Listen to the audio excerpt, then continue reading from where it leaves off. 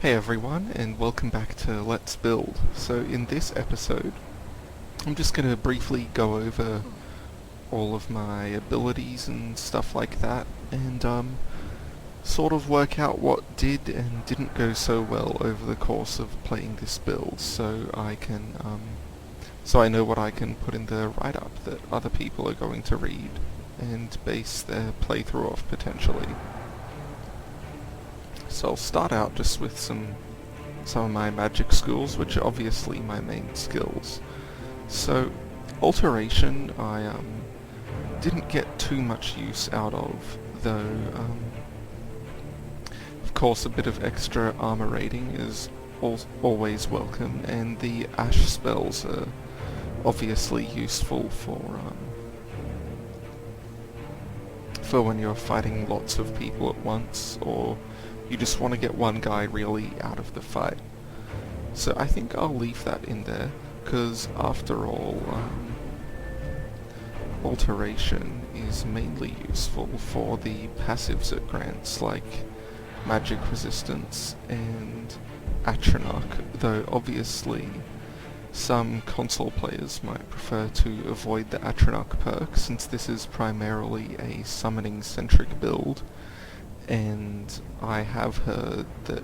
when you're not using unofficial patches, you can absorb your own summons, which I imagine would get quite annoying after some time. As for Illusion, I think that worked out very well, though I might put more of an emphasis on leveling it at lower levels, since, as some of you guys might have noticed, it was leveling quite slowly starting out,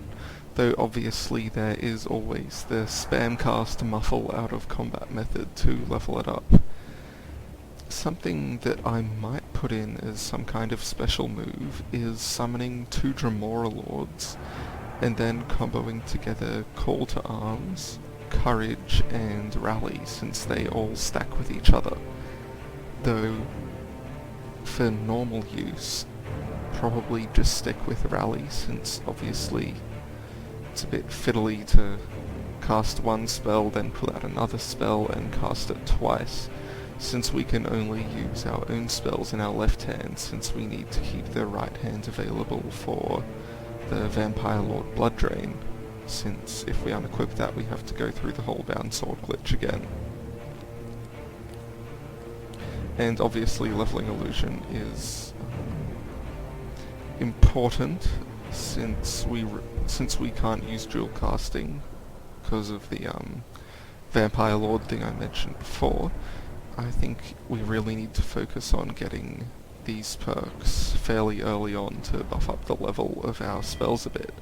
Though that said, we do have the Vampire passive 25% illusion bonus to help us out there. Now, we didn't really touch Destruction at all, but Conjuration, I think that really turned out well, especially considering I used the, I used Bound Swords early on to level up my Conjuration skill quickly, and that worked very well, as some of you guys might have seen. It allowed me to get up to adept level very fast, even while playing Nords that don't have a bonus to Conjuration. Unfortunately, my plans to command Daedra summon from the Atronach Forge using the Banish and command Daedra spells didn't quite work out, though pretty much every other summon bar the Soulcan ones does have some use, and the Mistman does provide a good ranged option when you're tackling, say, fire dragons, since you're making the most of their frost weakness. So I think in the build I'll include a little section about sort of what summons you should be using at each level and what they're good for, what they're not good for, just so that you're not sort of just using the same, say, Dremora Lord every time you get into a battle. Like, while it is effective, it is a little boring at the same time. Restoration, since I'm a mage, I might as well hold on to this. Similarly to Alteration, I do have a couple of useful spells, mainly fast healing and the occasional steadfast ward, since I can't always be relying on my Vampire Lord Blood Drain to absorb health from the enemy, since, as we saw in an earlier episode, it doesn't work on automatons. And Poison Rune, yeah, it can be a good option, but not really going to focus on that too much. So as for the passives I was talking about in Restoration, we can get Recovery to sort of counteract some of the Vampire daytime regeneration bonuses, as well as the Atronach Stone if you're choosing to take that, which I would recommend at higher levels. And of course we've got Regeneration, always good option, and Respite so that I can get stamina back during the day. And of course Necromage is always a good idea to take as a vampire character. Now as for the shouts, Become Ethereal, Whirlwind Sprint, Unrelenting Force, pretty much all of them were useful, but Bend Will didn't quite turn out how I hoped with being able to control Daedra and stuff like that. So completing the Dragonborn questline isn't really going to be a high priority, though there are some useful things on Solstheim that we will take a look at. And lastly, I've got the Vampire Lord form, and while as a Vampire Lord you can completely fill out your perk tree. Obviously, since the main focus of this build is on melee with the Vampire Lord form, blood healing and poison talons are going to be a priority, though I might recommend Night Cloak for a little bit later, since it does have a nasty habit of stealing kills that you need to use blood healing on to get a bit of health back, or rather, all of your health back.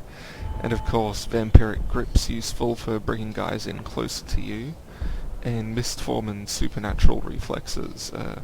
always good options for a melee character, similar to Slow Time and Become Ethereal. So I'll just revert form quickly.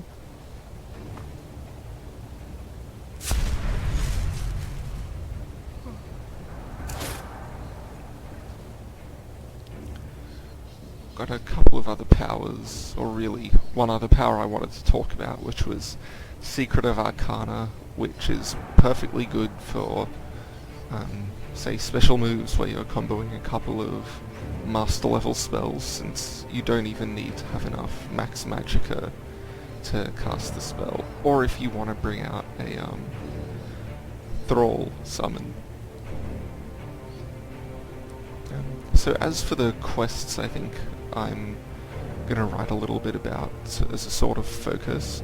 Obviously we want to do some of Neloth's quests on Solstheim to learn the Ash spells, so what are they called again exactly? Ash Shell, Ash Rune, and of course Conjure Ash Spawn and Ash Guardian. And while we're on Solstheim, it'd be worth taking a look at some of the black books for obviously Secret of Arcana and the Conjure Seeker spell. And while we're on the topic of Conjure Ash Spawn and Conjure Seeker, a few people did mention in the comments of the last video that you can't actually conjure Seekers and Ash Spawns with Twin Souls, or rather you can't summon two of them with Twin Souls, though this isn't really too much of an issue since they're more of an ideal Adept level summon, and obviously while you're Adept level you won't have the Twin Souls perk since it does require 100 Conjuration. obviously we'll need to do a bit of Dawn Guard to grab the